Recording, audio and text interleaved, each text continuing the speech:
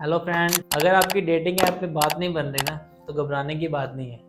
अब skills improve करो, खुद की डेटिंग ऐप बनाओ। मैं अपना पर्सनल एक्सपीरियंस शेयर करता हूँ। मैंने भी काफ़ी डेटिंग ऐप्स यूज़ की हैं, टिंडर, हैपन वगैरह, पर अब मैंने स्किल्स सीखे और उसके बाद मेरे के पास एक प्रोजेक्ट आया, पिंक कनेक्ट। मैंने खुद का प्रोजेक्ट रेडी किया। तो इस वीडियो में मैं आपको एक्सप्लेन करूँगा कि ये प्रोजेक्ट है क्या, हमें कि कौन से प्लेटफॉर्म से ये प्रोजेक्ट मिला और उस प्रोजेक्ट में क्या क्या प्रॉब्लम्स थी, क्या क्या इसमें चैलेंजेस थे, क्या क्या बग्स थे, हमारी क्या अप्रोच थी, और लास्ट में हमने क्लाइंट को प्रोजेक्ट कैसे सबमिट किया और लास्ट क्या हमें फीडबैक आया। सो ये सारा कुछ हम इस वीडियो में डिस्कस करेंगे। तो मैं आपको बताता हूँ सबसे पहले कि पिंक कनेक्ट एप्लीकेशन में क्या क्या फीचर है। बेसिकली ये डेटिंग एप्लीकेशन है। तो डेटिंग एप्लीकेशन में क्या होता है कि स्वाइपिंग का फीचर होता है, सर्च का फीचर होता है, फिल्टर का फीचर होता है, चैटिंग का फीचर होता है। ठीक है, तो इस एप्लीकेशन में भी सेम ऐसे ही है कि आप अपने पार्टनर को सर्च कर सकते हो या विद इन किसी भी रेंज में सर्च कर सकते हो। कि जैसे आपने 100 किलोमीटर का फिल्टर लगाया तो उसके अकॉर्डिंग आपको उसके रिजल्ट शो हो जाएंगे आपको। उसके अलावा आप किसी को भी स्वाइप करके चैट कर सकते हो। प्रीमियम का फीचर है, अपना रेडियस बढ़ा सकते हो, एक्स्ट्रा फिल्टर्स आपको मिल जाते हैं, किसी के साथ आप चैट कर सकते हो। तो ये बेसिक फीचर्स हैं जो एप्लीकेशन में जब हमारे पास क्लाइंट आया था तो उसमें ये वाले फीचर्स इम्प्लीमेंटेड थे। बट दिक्कत थी कि ये फीचर्स तो इम्प्लीमेंटेड थे पर इसमें काफ़ी सारे बग्स थे।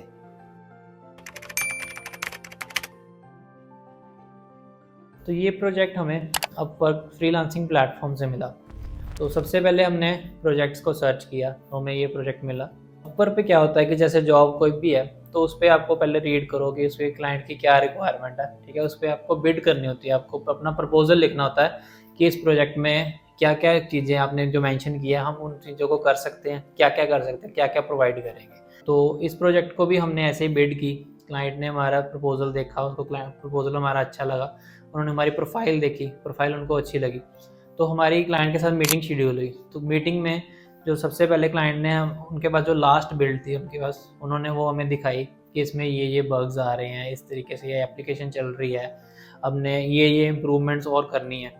तो हमने सारा कुछ एनालाइज किया, क्या उस पर टेक स्टैक है, क्या डाटाबेस कैसे है। तो सारा कुछ एनालाइज करके हमने क्लाइंट के साथ फाइनल किया कि हम ये प्रोजेक्ट करते हैं। तो सारी डिस्कशन करने के बाद हमने क्लाइंट को एक बजट प्रपोजल किया कि हम ये बग्स हैं हमारे पास, ये इम्प्रूवमेंट करेंगे, हम इतने बजट में ये आपको प्रोवाइड करेंगे। तो क्लाइंट एग्री हुआ तो हमारा कॉन्ट्रैक्ट अपवर्क पे स्टार्ट हो गया। सो जब भी क्लाइंट आपको हायर करता है तो उस हायरिंग प्रोसेस में काफ़ी चीज़ें होती हैं जो मैटर करती हैं। सो फर्स्ट वन ये है कि आपने प्रपोजल कैसे लिखा है। तो मैंने अपने प्रपोजल में काफ़ी ब्रीफली एक्सप्लेन किया कि मुझे ये एक्सपीरियंस है, मैंने इस तरीके से काम किया हुआ है और आपकी एक ऐप में जो बग्स आ रहे हैं मैं उसको किस अप्रोच के साथ आगे फिक्स करूँगा। ये आपका सबसे मेन पॉइंट है, ताकि जो जो फर्स्ट इंटरेक्शन होती है वो ही मैटर करती है कि आपने प्रेजेंट कैसे किया। अगर आपका प्रपोजल अच्छा लगा तो ही क्लाइंट आपसे बात करेगा, अगर उसको लगेगा कि नहीं ये ऐसे ही प्रपोजल अच्छा नहीं है तो आपकी चैट ही नहीं इनिशिएट होगी। तो आप उसको अपना एक्सप्लेन ही नहीं कर पाओगे कि हाँ मैं कैसे कर सकता हूँ। सो फर्स्टली आपको प्रपोजल अच्छे से बनाना है। सेकंड पॉइंट ये होता है कि आपकी प्रोफाइल कैसी है। जब क्लाइंट आपका प्रपोजल देखेगा उसको आपकी प्रोफाइल भी दिख रही होगी उस टाइम पे, तो वो देखेगा कि आपकी प्रीवियस एक्सपीरियंस कैसा है, आपकी रेटिंग क्या चल रही है, आपकी कितने जॉब सक्सेस रेट है।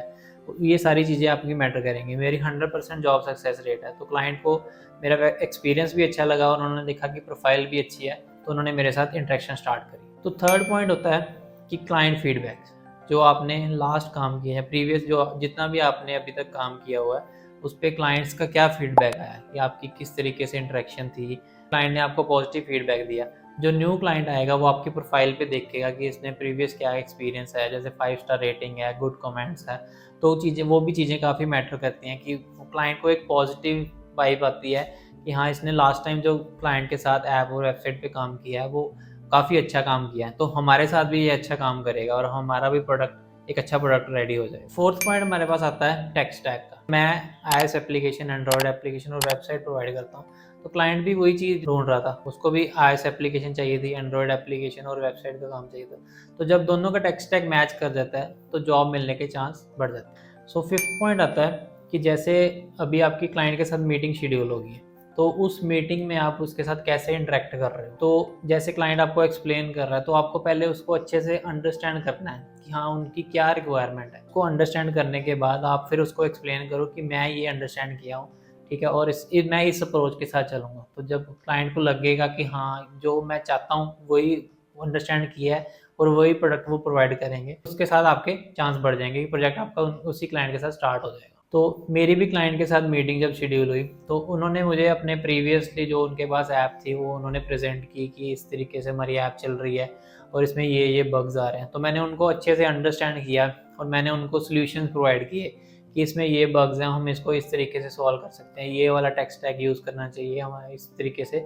ये प्रॉब्लम सारी सॉल्व हो जाएंगी। क्लाइंट ने देखा कि हाँ, ये मेरी बात को अंडरस्टैंड कर गया है, इस अप्रोच के साथ चलेंगे, और मुझे भी और उनको भी लगा कि हाँ, यही राइट अप्रोच है, तो मेरे चांस बढ़ गए प्रोजेक्ट के लिए। इस एप्लीकेशन में जो हमारे पास मेन चैलेंज ये था, क्लाइंट ने हमें हायर करने के बाद डाटा प्रोवाइड किया तो उसमें हमारे पास डॉक्यूमेंटेशन नहीं थी, हमें कुछ नहीं पता चल रहा था कि हाँ, इस पर ऐप का क्या फ़्लो है, कैसे डाटा फ्लो हो रहा है, क्या लॉजिक्स लगे हुए हैं, जो डेटिंग एप्लीकेशन है जब मैचिंग फीचर है तो वो किस तरीके से काम करेगा।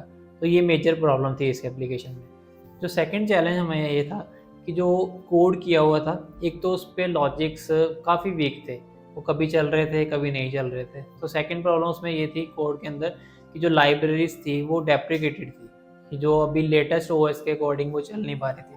तो इस प्रोजेक्ट में हमें एक तो इसका डाटाबेस का फ्लो सारा कुछ देखना पड़ा, और उसके बाद सेकंड चीज़ थी कि हमें ये लाइब्रेरी सारी अपग्रेड करनी। तो जब भी आप कोई प्रोजेक्ट ऐसे उठाते हो जो जिसमें किसी और डेवलपर ने काम किया होता है, तो ये मेन प्रॉब्लम्स आपको फेस करनी पड़ेंगी, क्योंकि आपको जब आप प्रोजेक्ट आते हो आपको ये नहीं पता होता कि इस कोडिंग स्टैंडर्ड कैसे फॉलो किए हुए हैं, कैसी कौन कौन सी लाइब्रेरीज लगाई हुई हैं। तो जैसा भी आपको कोड आएगा उसमें आपने ही मॉडिफिकेशंस करके उसको वर्किंग में लाना। तो इस प्रोजेक्ट में जब हमारे पास क्लाइंट ने सोर्स कोड दिया तो हमारी फर्स्ट अप्रोच ये थी कि हमने एंड्रॉयड डेवलपर, iOS डेवलपर और बैकएंड डेवलपर को बिठा के पूरा कोड को एनालाइज करवाया कि इसमें क्या क्या लॉजिक्स लगे हुए हैं, कौन से लॉजिक वीक हैं, कहाँ पे ऐप चल रही है, कहाँ पे क्रैश हो रही है, वो सारा कुछ हमने एनालाइज किया। और इसका हमने एक प्रोजेक्ट स्ट्रक्चर डॉक्यूमेंट बनाया जिसमें हमने पूरी डिटेल में डिस्क्रिप्शन लिखी कि हमारा क्या फ़्लो होता है, क्या फ़्लो होगा एप्लीकेशन का, कैसे डाटा फ्लो होगा और क्या क्या अप्रोच के साथ हमें चलना पड़ेगा और कौन कौन सी मेन प्रायोरिटी है।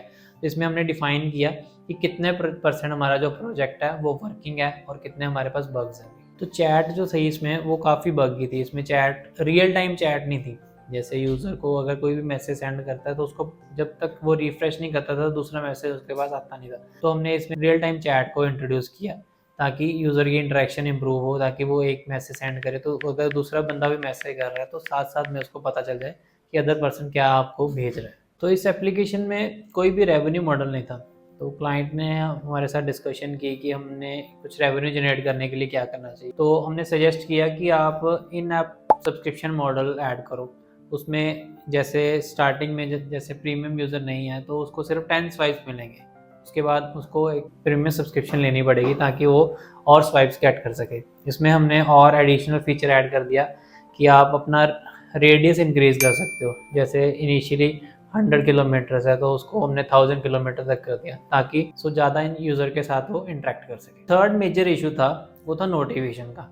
जैसे कोई यूज़र किसी को राइट स्वाइप कर रहा है तो अदर यूज़र को कुछ नहीं पता चलता कि इसने राइट स्वाइप किया ताकि वो ऐप ओपन करके चेक कर सके। और जब कोई यूज़र किसी को मैसेज सेंड करता था तो उसकी भी कोई नोटिफिकेशन नहीं आती थी। हमने रियल टाइम नोटिफिकेशन सिस्टम इसमें इंट्रोड्यूस किया ताकि स्वाइप्स और चैट की नोटिफिकेशन आ सके।